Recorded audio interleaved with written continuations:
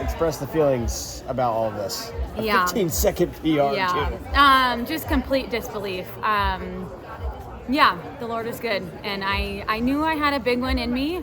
It was just a matter of putting it together on the day, and very thankful that it was the day to qualify for the Olympics. And you got to do it in front of the little guy. Yes. How special was that? Very, very sweet. I miss him in situations like this. You know, I don't get to be around him as much in weeks like this. So we're excited to get back home and get back to a little bit of routine before going to Paris. You ran in the 930s your first two races this year. Now, you drop a 907. Like, how did that happen? And did something go wrong in those races? Like, what was going on? Yeah. Honestly, I got off social media. I was just playing the comparison game, and I think social media can be a trap where you're, looking at what other people are doing, and that undermines my training and my trust in my coach. And so I got off of there for the last 2 or 3 weeks, and it's just really helped to focus on what we're doing. And I think that was a big difference for me, is the mental side of things. We knew the physical side was there.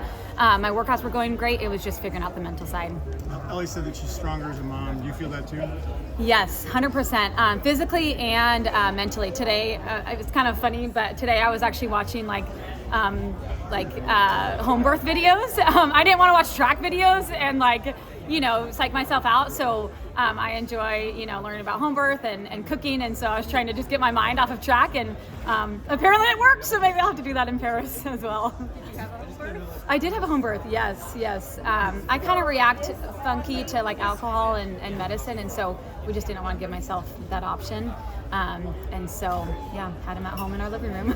Do you talk to other mothers in the sport about their comeback and everything? Yeah, I had a few women, Molly Huddle and Chelsea Sodaro. She's a pro triathlete. Those were kind of the two that I would kind of communicate back and forth with during pregnancy and afterwards, just getting some different tips and things like that. And there's not a lot of research out there. I think I'm kind of in that generation that we're really doing it. I know Alicia Montano, she did it, 10 years ago and kind of paved the way for us. But I still think, there's a lot of unknowns, and there's a lot of injuries coming back. Thankfully, we didn't have those, but it does help, kind of talking to other moms and seeing what they've gone through. Have you made any changes from the last few years to explain this breakthrough this season? Honestly, no. I mean, I'm somewhat low mileage. I probably do 50 miles a week with 3 or 4 cross trains a week. But I think it's consistency. I really haven't had an injury, a major injury that's taken me out for more than 3 or 4 weeks since 2018. And so we knew that this was there. It was just a matter of, I haven't been in a lot of diamond leagues or high level races. And so it was a matter of, just putting it together on today. And when did your Oiselle deal end, and how have you supported yourself in the sport since then? So that ended in 2017. So I've been unsponsored essentially since 2017. I'm with Tracksmith now, but they just provide a little bit of gear for me, and they've been awesome at the trials. They provide housing and food and things like that, but essentially have not been paid as an athlete since 2017. So hopefully that'll change, but the Lord provides, and we rely on Him. My husband's a teacher, so we're kind of on a teacher salary for the two of us, but we make it work. Yeah, but you don't do any jobs or anything? No, I quit. I was a school nurse part-time until 2020, and then I stepped away just to focus on running, and then we had the baby, and so now just running and mom. Yeah. How has that been, knowing that you don't have, the financial, support from a sponsor, but still pursuing this opportunity to be a runner, to be a pro, to go to the Olympics and all that? Yeah, I think, my coach talked to me a few weeks ago, and he kind of hit the nail on the head of feeling like I just constantly felt like I had to prove myself, and I don't need to do that. I knew I could compete on this level, and but you have a little bit of that. You line up at these races, every girl in that field has had a contract. I mean, that I knew of. For the most part, I think there's a few collegians, but a sponsor doesn't make Olympic teams. I just did that as I know Tracksmith is my sponsor, but I'm not making a ton of money through them. So did I answer your question? Sorry. In that situation, did you ever consider retiring or giving up the sport at any point in the last couple of years? I think the main reason why I probably don't have a sponsor is because I'm not willing to move. I have been in Boise now for 14 years. I have an amazing support system. My in-laws and my parents are in Boise now to help with my baby. And so I have an amazing coach, and so I think we just weren't willing to move, and the system was working, so why move and change everything when it's working? And so I don't want to retire. I mean, these women are doing it into their late 30s, early 40s, and I'd love to go through another Olympic cycle and see what I can do. How long have you been with your coach? Since 2016. I started basically with him right after the trials in 2016. I was injured at the 2016 trials, so we started July of 2016. Yeah, so 8 years. Did you run through your pregnancy?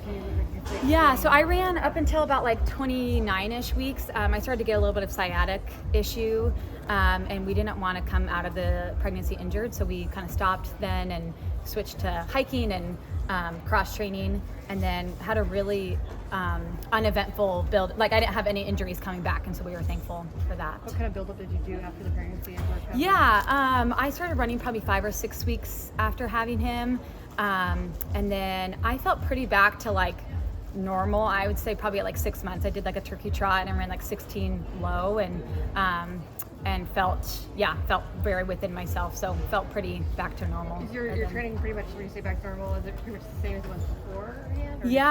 I'd say the only thing that we've really increased is my workout volume. Before having him, I probably would do 6 mile tempos. Now we're up to 8 mile tempos, so I'd say that's the only thing that's really changed this year is my workout volume has increased. What kind of cross training do you do?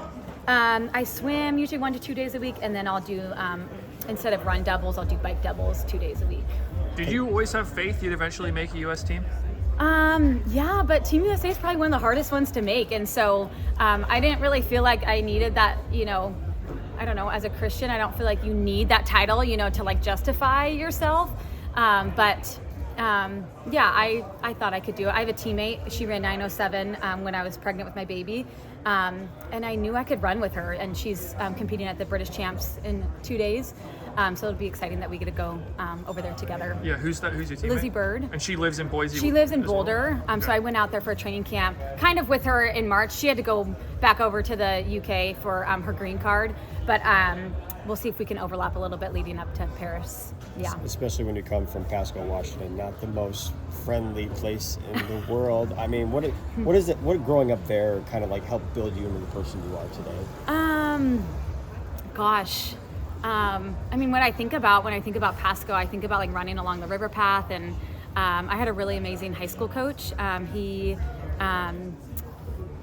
just believed in me. He saw it at a young age, and have a ton of family back there, and it's just really sweet that I get to bring this title home back to them. Especially because the state cross country course has been in Pasco for so long. So when you look back at all the memories there, it's just kind of you're doing it for them. You're also doing it for Pasco High School. Yeah. Who's this really for? Yeah.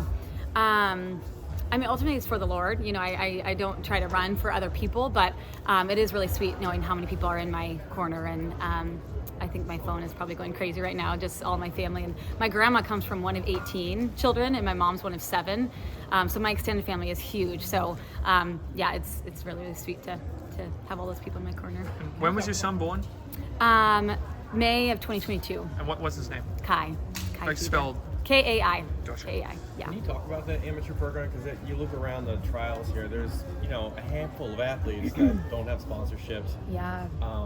Or wearing the Tracksmith kit, and obviously they're seeing a niche there where it needs to be represented. So what is it about this program that kind of speaks to your experience? Yeah, they're really bridging that gap, I feel like, between an unsponsored athlete and getting a full contract. I think the cool thing too is the representation, right? I think that we had 40 athletes here from Tracksmith, and they're getting their name out there. All of my family and friends are starting to buy Tracksmith now. So I think it's a really cool opportunity for them at this stage. We're on TV, and this is kind of the only time that track and field is on TV. So and they've been awesome, with housing and Cairo and food and things like that here at the trials. They've been really supportive. How long have you been partnered with them? I started working with them actually when I was pregnant. So probably 2022. But last year was probably my first full year representing them. Gotcha. Yeah. Kai is how old?